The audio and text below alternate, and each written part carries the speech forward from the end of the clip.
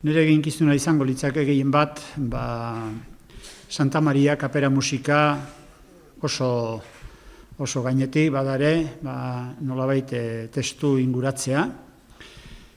Historiari begira, 17. mendearen hasieraldea, 1618 inguruan, azaltzen da lehenbiziko aldiz Santa Maria musika kaperaren notizia. Aurretik, 16. mendearen erdialdea, 1540an, aipatzen da organua, eta organuarekin izaten zituzten goraberak. Esan liteke geroztik kapera honek bere jarraipena izan duela mende guztietan, naiz eta bere etenaldiak ere izan dituen noski. Euskal Herrian ez da beste inongo tokirik o parrokiarik gu dakigula behintzat olako musika kapera duenik, eta Euskal Herritik kanpora ere leku askotan ez. Beraz, horrek esan nahi du musika kapera bera balio handiko altxorra dela gure herrian eta gure parrokian.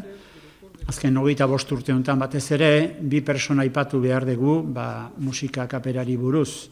Lehenbizi, Pepe Arzeluz, organista, eta zuzendari izan du Ander Letamendia. Honek ere, lan handi egin du, kapera indartzen, azken mende honetan. Bere lana, nolabait, egin duela Tolosa bertako musika konposatzaileei eta organistei begira. Biak nik uste dut formazio handiko pertsonak direla, baina horik izateaz gain niri beste gauza gustatu litzaiake azpimarratzea eta bere izaera.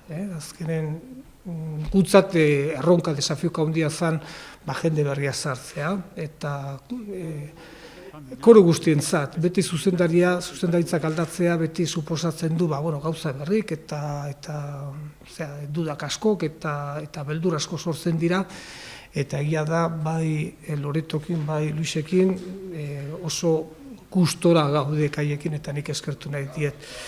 Eta momentu honetan, abeslarik ingurun 60-70 izan gaitezke. Eta duela 12 urte, igual erdiak izango gine, eta gaina nahiko edadeko jendeekin gaina. Orduan berritu indakorua eta Anderren lanarik ezker izan da. Eta bestek elementu bat, eta hori da baita Ander egindako aportazioak izan da, irterak. Tolosatikan atera eta zenbat tokitara jun eta beste koruekin batea, Zarauzkoekin, Tafaiakoekin, Bergarakoekin. Muy bonito instrumento, está además recién restaurado, pero restaurado históricamente, claro está. Yo, por mi parte, haré sonar lo mejor que pueda ese instrumento, ese grandísimo órgano. Lo más importante es lo que me he encontrado, es un grupo con muchas ganas de hacerlo bien, con muchas ganas de superarse, y esto es al final lo que uno necesita cuando viene a dirigir. Estoy encantado, es un grupo que me acoge muy bien, muy simpático, yo creo que todo bueno de momento.